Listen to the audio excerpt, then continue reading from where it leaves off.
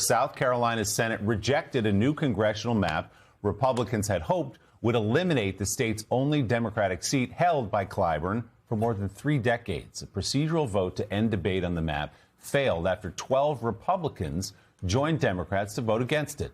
The state Senate then moved to adjourn until June 10th, the day after South Carolina's primaries, making it highly unlikely any redistricting effort will take place in time for the midterms. Congressman Clyburn issued a statement yesterday after that vote, commending state senators, writing in part, members of the South Carolina State Senate stood up for the constitutional principles they say they believe in.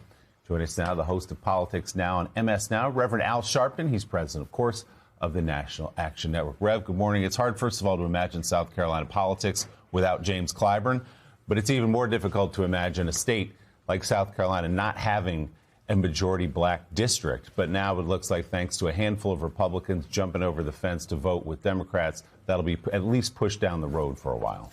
Given the population in South Carolina and the percentage of black residents, it would have been unthinkable to wipe out the only black district and the only Democratic district. Aside from the fact Jim Clyburn has earned iconic status there, civil rights leader into Congress for all these years. But I really think the real news was that some Republicans stood up and said, I just can't do this. Reverend Nelson Rivers, who heads National Action Network for us in South Carolina, was there every day. And he kept telling me, no, some of these Republicans are going the other way. And I said, really? And it ended up being that way. And I think this might be a story that a lot of us are not looking at, that a lot of people, even in the Deep South, are saying, wait a minute, but so far I'm going to go. I may announce different reasons, but in their heart they know what's wrong. Well, I mean, and let's look. There were people in Indiana that voted the way they voted, Republicans against redistricting, and 5, 6 of them lost.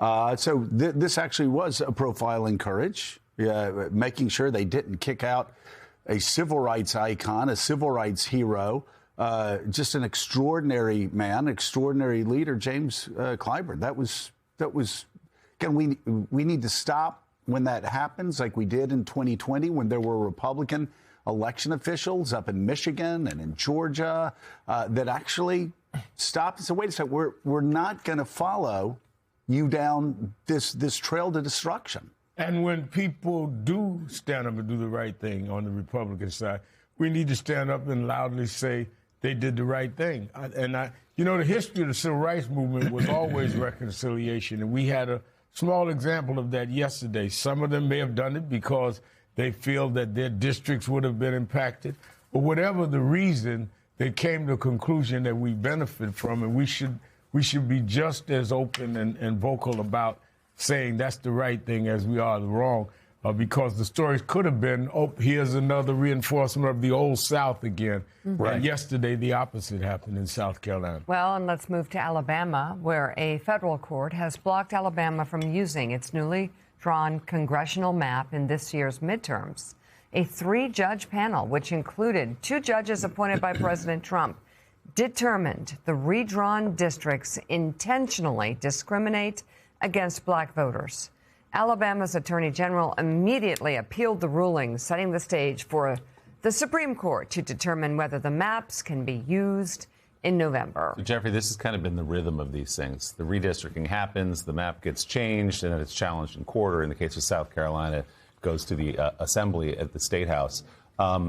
And by and large, there's been big pushback, legal pushback, not surprising. We'll see what the Supreme Court says. But again, it may be longer than the Democrats may be okay for in terms of getting redistricted in many of these places for the midterms, at least. I think the Republicans, certain Republicans, were hoping for magic bullet solutions from legislatures, from the Supreme Court. I think it's going to be ambiguous, more ambiguous, which obviously is to the benefit of democracy in November. But the long-term trends are continued agitation to redistrict in a way that is so ostentatiously geared against Democrats, majority black districts, for instance, that the trend lines are negative, but it's become much more of an ambiguous process, especially in the short term. And the Supreme Court's last ruling, it's been a race, Rev, across the South to redistrict. They're trying to wipe out these black districts. I wonder if Clyburn that seat survives because he's such a singular figure that some in South Carolina feel like, he's a legend. We can't touch him, but maybe down the road that could change too. And to Jeffrey's point, there is this larger trend. I mean, redistricting wars, yes, both sides, but this is a Republican-led initiative. It was President Trump telling Texas that set the domino effect. And I don't know that you can put that toothpaste back in the tube for cycles going forward. Maybe Democrats can overcome it this year because the polls look so good. Maybe a wave's coming. It doesn't mean they will in subsequent cycles. But that is the concern among civil rights leadership and others, that we may get past 26, but what happens going forward?